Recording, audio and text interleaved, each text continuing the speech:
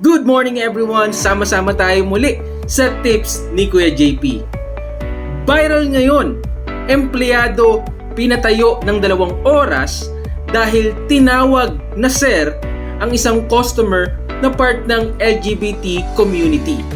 Tara, pag-aralan natin. Last Sunday, July 21st, 2024 sa Ayala Center, Cebu, may isang insidente na may nakunan ng litrato ng isang netizen na ang empleyado nakatayo sa harapan ng customer.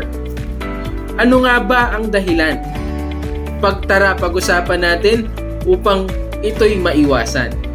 Number 1 dyan, siguro kailangan maging aware ang bawat isa kung ano nga ba ang maaari nating itawag sa mga customer natin. Katulad na lamang siguro ng mga show sa TV. Dabber Cats, Kapamilya, Madlang People, no?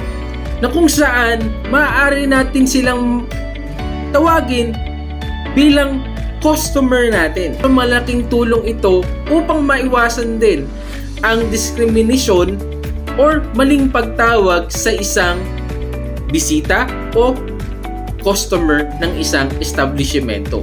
Ikalawa, be professional. Nakita naman natin sa litrato na handang humarap ang empleyado sa kanyang nagawang kamalian upang maresolba ang naging alitan. Para maiwasan ito, i-apply natin ang pagiging professional sa trabahong ating ginagalawan. Ikatlo, pagpapaigting sa pag-unawa sa tama at mali. Marahil sa atin ay sinasabi customer is always right. And siguro sa isang establishmento meron din tayong mga tinatawag na policy. Ano't ano pa man din yon, makatutulong sa atin na maging aware ano nga ba yung tama at mali sa isang larangan o sa isang lugar. Halimbawa na lamang sa ating mga empleyado sa kung ano nga ba yung ating sasabihin sa ating mga customer. Sa sitwasyong ito, isang pagkakamali ang nagawa ng empleyado. Pero tingin nyo, tama bang nakatayo siya ng 2 oras para lang sa pagkakamaling kanyang nagawa? May pamabastos bang nangyari? Hindi natin alam. Malalaman lang natin yan kapag ang isang side ay nagsalita upang i-explain kung ano nga ba talaga totoong nangyari. Pero ikaw, sa tingin mo, ano ang opinion mo? Ito ang tips ngayon ni Kuya JP. See you bukas. Biden. Yes, sir. Domestic... Yes. Regine ka dun, Tora. Sa... Ooh! Ay, ito ba si Regine? Opo, sir. Ay, sorry po.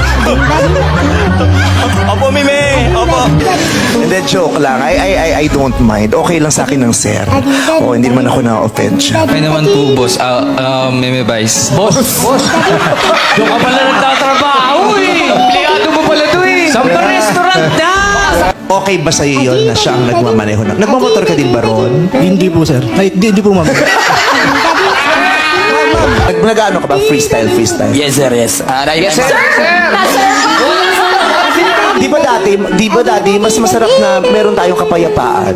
Yes, sir. Yes, ma'am. Nakita mo, ngayon, sir na. Di ba sabi ko, may mga bagay na kung kaya mong palampasin. Oo, Kung kaya mong palampasin mo na yun. patawarin mo, ayan.